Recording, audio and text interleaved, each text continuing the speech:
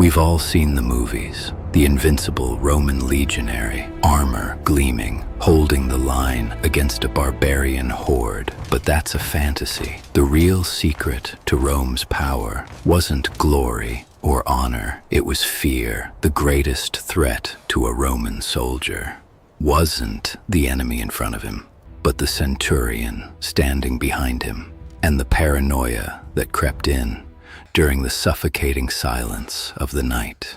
This is the story of how the most successful army in history was forged by a secret terror that came not from the battlefield, but from within its own ranks.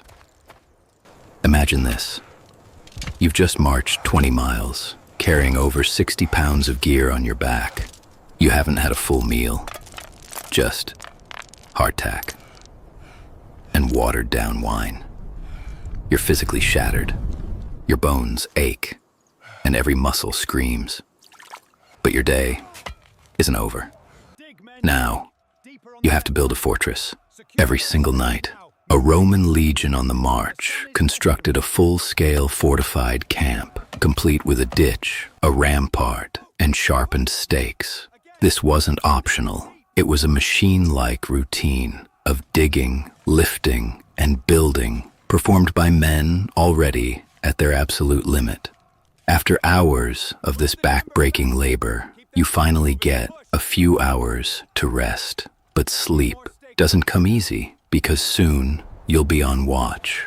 The Roman night was split into 4 watches, each lasting about 3 hours. When your turn comes, you're standing on a wooden rampart, staring into a darkness so complete, it feels like a physical wall. You're in hostile territory, Germania, maybe, or northern Britain.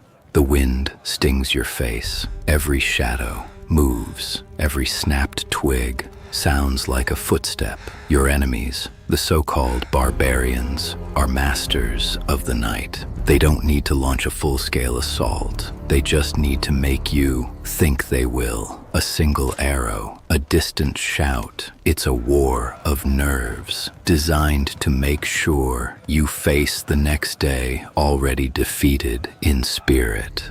But the enemy in the forest isn't your biggest fear. Your biggest fear is the exhaustion pulling at your eyes. You are fighting your own body just to stay conscious, because in the Roman army, falling asleep on watch wasn't a minor infraction. It was a capital offense. And the system was designed to catch you. Patrols rode the circuit of the camp all night. More insidiously, a small inscribed wooden tablet called a tessera was used to verify the watch. This tablet, holding the night's password, was passed from post to post. If the patrol came for the tessera and you were caught sleeping, there was no hiding it. The Roman army built the threat of death so completely into the nightly routine that the threat itself became the mechanism of discipline. You didn't stay awake because you were brave. You stayed awake because you were terrified. This relentless cycle of exhaustion and high-stakes paranoia was the first terror. It turned sleep from a moment of rest into a source of profound anxiety. For a Roman soldier, the most immediate source of fear wasn't a Parthian archer or a Gallic warrior. It was the man standing right behind him, his centurion. Centurions were the backbone of the Roman army, tough veterans who had risen through the ranks. They were meant to be figures of respect, embodying skill and bravery. The symbol of their rank was a simple staff made of grapevine wood. It was called the vitis. This staff wasn't just for show. It was an instrument of discipline, and it was used constantly for any minor infraction. A dirty piece of armor, Zira's perceived lack of effort. A legionary could expect a swift, brutal blow. This wasn't a formal punishment. It was a daily reality. This constant, arbitrary threat of violence created the core of Roman military philosophy. A soldier must fear his own officers more than he fears the enemy. The Roman historian Tacitus tells the story of one infamous centurion named Lucilius. His men had a nickname for him, Cedo Alteram, gimme another. He was known for breaking one vetus after another on the backs of his soldiers, only to shout for a new one to continue the beating. You think about the psychological effect of this. You're trained to face death, but you're also conditioned to live in constant fear of the man who is supposed to lead you. This wasn't about justice.